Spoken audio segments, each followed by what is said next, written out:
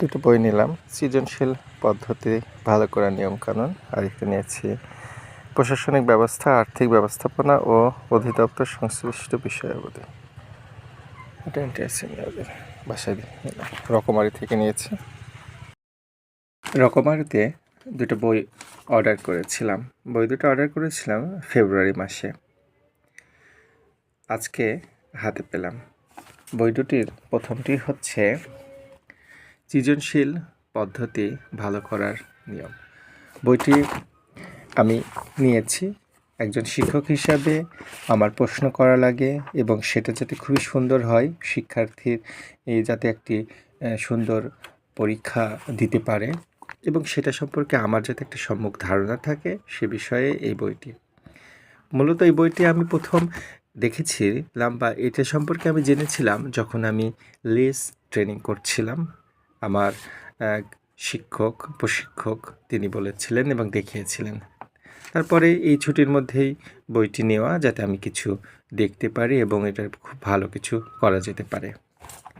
আরেকটা বই নিয়েছি, সেটা হচ্ছে অষ্টম এনটিআরসি নিয়োগ পরীক্ষা 2026, অধ্যক্ষ, উপাধ্যক্ষ, প্রধান শিক্ষক, সহকারী প্রধান শিক্ষক, সুপারিনটেনডেন্ট ও সহকারী সুপারিনটেনডেন্ট পদের জন্য।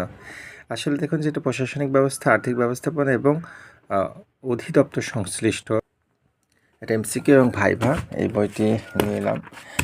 সত্যি কথা বলতে যে চাকরির বয়স এখন আমার হিসেবে হচ্ছে 2 বছর 6 মাসের।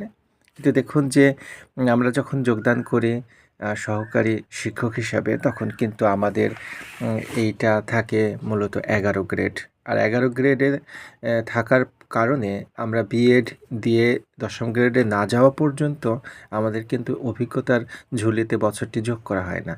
তাই আমার অভিজ্ঞতা ঝুলি থেকে 2 বছর দেখুন অলরেডি তারা মাইনাস করে থেকেই আমার অভিজ্ঞতা হয়েছে যেদিন আমার বিএড হয়েছে সেখান থেকে। যদিও বিএডটা আমার 2026-এর 2025-এর প্রথমের দিকেই হয়ে যাওয়ার কথা, কিন্তু হয়নি। সেটা আমরা সেপ্টেম্বরের দিকে গিয়ে বিএড লাগে, অর্থাৎ 10ম গ্রেডে যায়। এবং সেটাই কিন্তু দেখুন যে আজকে তাহলে চাকরির বয়স হতে গেলে কিন্তু 6 মাস অভিজ্ঞতার হিসাবে।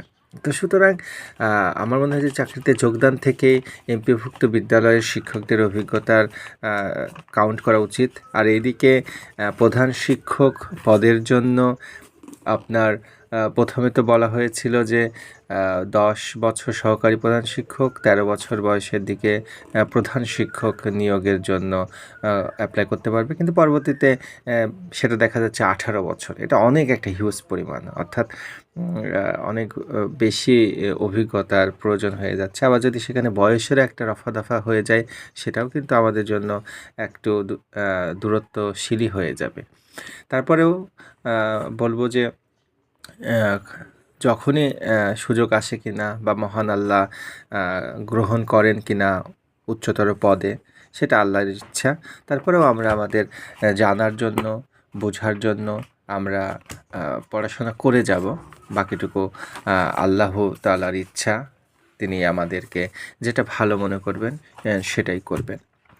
তাই বলবো যে বই পড়ুন। বই পড়া খুবই চমৎকার একটা জিনিস এবং নিজেকে জানার জন্য, সমৃদ্ধ করার জন্য বই পড়তে হবে। ভুলভ্রান্তি হলে ক্ষমা করবেন। সবাইকে অসংখ্য ধন্যবাদ। আসসালামু আলাইকুম।